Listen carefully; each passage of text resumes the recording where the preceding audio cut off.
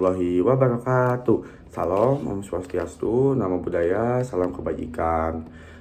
Di sini teman-teman, saya Dava Adi Aksentrawan dengan NIM D2123110101 dari kelas D4 Komputerisasi Angkatan 23 atau KA23.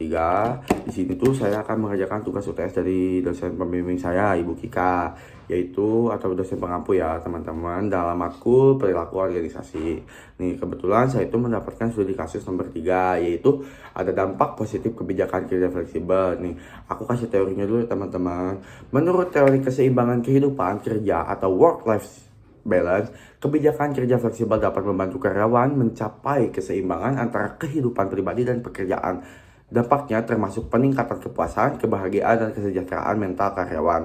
Hal ini cenderung meningkatkan motivasi dan produktivitas, serta mengurangi tingkat stres dan turnover sehingga mendukung kinerja jangka panjang perusahaan. Nah, teman-teman, aku mau kasih dua sudut pandang ya sebagai karyawan dan sebagai owner ya, dengan menerapkan teori work-life balance ini. Nih teman-teman, aku sebagai karyawan karena mungkin ya tidak semua orang memiliki masalah pribadi gitu.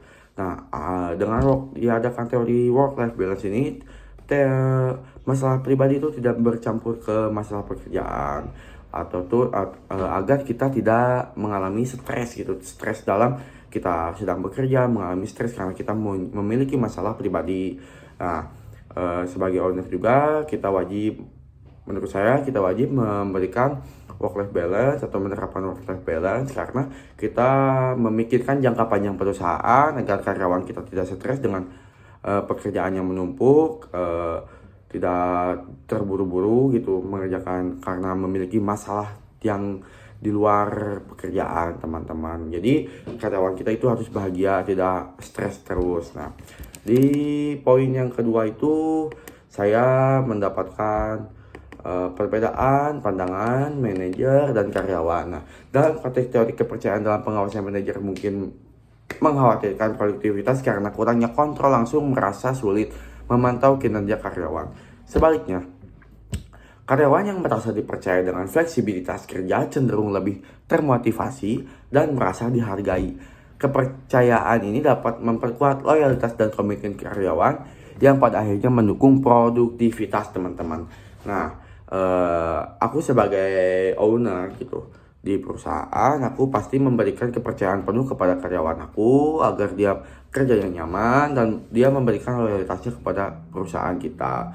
Dan saya sebagai karyawan, sudut pandang saya sebagai karyawan, ketika saya diberi kepercayaan lebih oleh atasan saya akan sangat senang, saya akan mengerjakan pekerjaan itu dengan sepenuh hati gitu teman-teman. Jadi sudut pandang ini sangat penting, saling mempercayalah satu sama lain.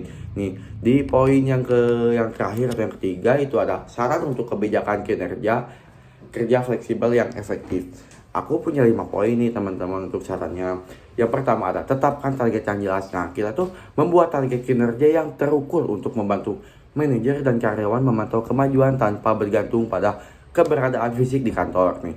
Yang kedua ada implementasi alat kolaborasi atau gunakan teknologi untuk memudahkan komunikasi dan kolaborasi jarak jauh. Nih teman-teman, yang menggunakan alat kolaborasi itu yang saya maksud itu di sini yaitu seperti kita itu tidak harus selalu kerja di kantor. Kita tuh bisa work from anywhere, work from home atau dimanapun itu ya teman-teman, agar kita itu fleksibel gitu kerjanya. Nah, dengan ini saya juga sebagai owner akan menerapkan work from anywhere karena mungkin karyawan itu tidak selalu bisa ke kantor karena dia itu butuh suasana yang lebih fresh gitu dibanding di kantor. Yang ketiga ada sisi check-in rutin atau atur check-in mingguan antara manajer dan tim untuk memantau kinerja, membangun kepercayaan dan memberikan dukungan yang dibutuhkan.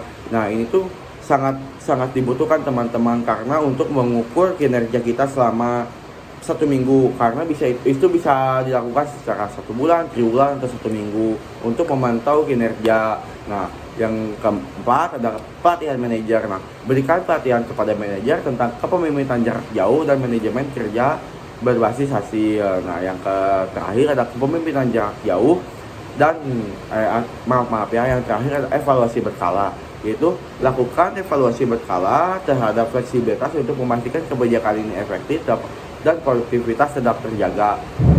Kenapa seperti ini? Karena supaya setiap ada evaluasi itu produktivitas selalu terjaga, karena setiap ada evaluasi pasti ada perbaikannya teman-teman.